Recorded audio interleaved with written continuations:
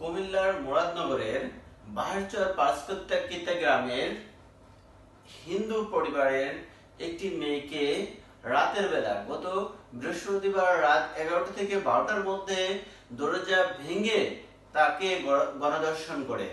ওই সময় তার ফ্যামিলির অন্যান্য মেম্বার বাসায় ছিলেন না এবং ওই মেয়েটি গত 15 দিন আগে তার শ্বশুর বাড়ি থেকে বাবার বাড়ি বেড়াতে এসেছে। এখন যে সংখ্যালঘু যে বোনটি বাবার বাড়ি বেড়াতে এসেছে গত 15 দিন আগে, সেই বোনটির বাসায় ঢুকে দরজা ভেঙে তাকে গণধর্ষণ করছে। গণধর্ষণ মানে কয়েকজন মিলে, একা নয়। শুধুমাত্র নাম এসেছে ফজর আলী নামের একজন ব্যক্তি। তিনি নাকি তিনি লোকাল চেয়ারম্যানের সাথে থাকেন, প্রভাবশালী, এবং কোন কোন মিডিয়ায় বলা হয়েছে যে তিনি বিএনপির রাজনীতিতে যুক্ত। যদিও বিএনপির একজন বলছেন যে না, তিনি বিএনপির সাথে যুক্ত নয়, বাট তিনি যে চেয়ারম্যানের সাথে যুক্ত আছেন অথবা তিনি যে একজন প্রভাবশালী একজন ব্যক্তি, এটা মোটামুটি প্রুভ হয়েছে। এখন ওই যে দর্শন করছে, দর্শন করার পরে কেউ একজন যে ভিডিও করছে সেই ভিডিওটি অনলাইনে ভাইরাল করছে। আজকে সেই ভিডিওটি অর্থাৎ শনিবারে ভিডিওটি ভাইরাল হয়েছে। অর্থাৎ এর মধ্যে কিন্তু শুক্রবার দিনটা চলে গেছে। শনিবার এসে যখন বিকেলে বা সন্ধ্যায় যখন ভাইরাল হয়েছে, তখন পুলিশ ওই যে ব্যক্তি ভিডিও পোস্ট করছে অর্থাৎ ওই ব্যক্তিদেরকে গ্রেফতার করছে। 3 জনকে গ্রেফতার করছে ভিডিও ভাইরাল করার দায়ে।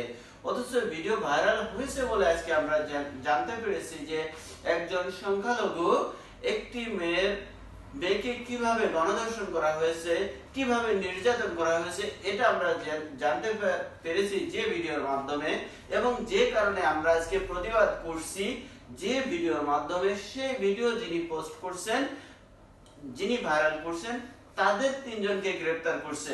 অথচ ওই অভিযুক্ত ফজর আলী বা তার সাথে যারা ছিলেন তাদেরকে কাউকে গ্রেফতার করা হয়নি। আজকে যে ব্যক্তিটি যে সংখ্যালঘু যে মেয়েটিকে, যে বোনটিকে এভাবে ধর্ষণ করা হয়েছে, এভাবে উলঙ্গ করে ভিডিও করা হয়েছে, ওই যেটা করা হয়েছে, এই ব্যক্তিকে তো এখন পর্যন্ত ওই ব্যক্তি কিংবা তার সাঙ্গপাঙ্গ কাউকে তো এখন পর্যন্ত গ্রেফতার করা হয়নি। এবং যদি আজকে ভিডিওটি না করা হতো, যদি ভাইরাল করা না হতো, তাহলে হয়তো বা বিষয়টি ধামাচাপা হয়ে যেত। যদিও লোকালি কয়েকটা ইন্টারভিউতে দেখলাম যে তাকে কয়েকটা চড় থাপ্পড় দিয়ে তার যেহেতু উনার ফ্যামিলি বা ওনার একটা প্রভাব আছে এলাকায়, যার কারণে তাকে কয়েকটা চড় থাপ্পড় দিয়ে তার ফ্যামিলির কাছে হস্তান্তর করেছে। অর্থাৎ তাকে কোনো কিছু আর করা সম্ভব নয়। পরে ভাইরাল হওয়ার পরে হয়তো বা মামলা হয়েছে। সুতরাং এই যে ঘটনাটি, এটা শুধুমাত্র এই সম্প্রদায়ের নয়, এই সংখ্যালঘু সম্প্রদায়ের একটি ঘটনা নয়, এটা হলো আমাদের দেশের বর্তমান চিত্র। এই যে চিত্র ফুটে উঠেছে, আমরা এর গত 1 বছর ধরে দেখছি, 1 বছর যে সারা দেশে মবে কালচার পরিণত হয়েছে। কারোর বাড়ি ভাঙলে, কারোর বাড়িতে আগুন দিলে, কাউকে মারপিট করলে, কাউকে মেরে ফেললে পর্যন্ত তার বিচার নেই। এই যে বিচারহীনতা, এই বিচারহীনতা থেকে এনাদের মাথায়, এই সব অপরাধীদের মাথায় ঢুকছে যে আমরা যদি কাউকে মেরে ফেলি তার বিচার নেই, কারোর বাড়ি যদি ভেঙে ফেলি তার বিচার নেই।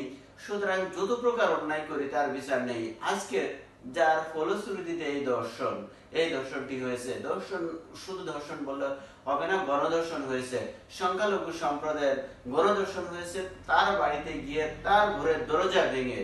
চিন্তা করা যায় যে একটি মেয়ে তার শ্বশুর বাড়ি থেকে বাবার বাড়ি এসেছে, বাবার কাছে, মায়ের কাছে, যেটা সবচেয়ে নিরাপদ জায়গা, সেই বাবা মায়ের বাড়িতে এসে তার নিজের ঘরে দরজা লক করে শুয়ে আছে। সেই দরজা ভেঙে ওই মেয়েটিকে ধর্ষণ করছে। শুধুমাত্র তিনি কি সংখ্যালঘু সেই জন্য এত দুঃসাহস পেয়েছে, নাকি আমাদের এই মব কালচারের কারণে এত দুঃসাহস পেয়েছে? আমরা যে চুপ থাকি, অর্থাৎ সারা বাংলাদেশের মানুষ যে চুপ আছে, এই যে মব কালচারের বিরুদ্ধে চুপ আছে, এই চুপ থাকাটাও এই অপরাধের জন্য দায়ী। আপনি চুপ আছেন, আপনি প্রতিবাদ করেননি। যখন আওয়ামী লীগের বাড়ি ভেঙেছে আপনি খুশিতে হাতে তুলে দিয়েছেন, আওয়ামী লীগের বাড়িতে আগুন দিয়েছে আপনি খুশিতে হাতে তুলে দিয়েছেন, আওয়ামী লীগের একজন নেতা বা কর্মীকে, সাধারণ একজন কর্মীকে মেরে হাত পা ভেঙে দিয়েছে আপনি চুপ থেকেছেন, তার ঘর বাড়ি আগুন জ্বালিয়ে দিয়েছে আপনি চুপ থেকেছেন, তার ব্যবসা প্রতিষ্ঠান হয় দখল করছে, না হলে পুড়িয়ে দিয়েছে, ভেঙে ফেলেছে, আপনি চুপ থেকেছেন। এই যে অন্যায় অপরাধের জন্য আপনি চুপ ছিলেন, আপনি চোখ বন্ধ ছিলেন। এই চোখ বন্ধ থাকা, এই মুখ বুজে সহ্য করাই আজকে তারই এই ফল, এই রেজাল্ট। শুধু আপনি আমি সাধারণ জনগণ নাই, চুপ ছিল এদেশের সরকার, চুপ ছিল এদেশের পুলিশ প্রশাসন, এদেশের যারা আছে সমস্ত সম্প্রদায়, পুলিশ প্রশাসন, সরকার, সাধারণ মানুষ, নেতা কর্মী সবাই এই ঘটনার জন্য দায়ী। অর্থাৎ কোনো না কোনো ভাবে আমরা এই ঘটনাকে, কোনো না কোনো ভাবে এই ঘটনার পিছে আমি, আপনি, আমাদের মতো সাধারণ মানুষ, রাজনৈতিক ব্যক্তিবর্গ, প্রশাসন, সরকার দায়ী। অর্থাৎ আমরা কেউই অন্যায়ের প্রতিবাদ করিনি বলেই অন্যায় করতে করতে আজকে এই জায়গায় এসে পৌঁছেছে। যাই হোক, আজ অন্তত এই মুহূর্তে আমরা একটা প্রতিবাদ করি, একটু কথা বলি, যাতে আগামী দিন, আগামীর বাংলাদেশে আমরা এই চিত্রটি আর না দেখতে পাই, আর না দেখি। সবাই ভালো থাকুন, সুস্থ থাকুন। অন্য একটা বিষয় নিয়ে অন্য এক সময় কথা বলবো। আজকের মতো এ পর্যন্তই। আল্লাহ হাফেজ।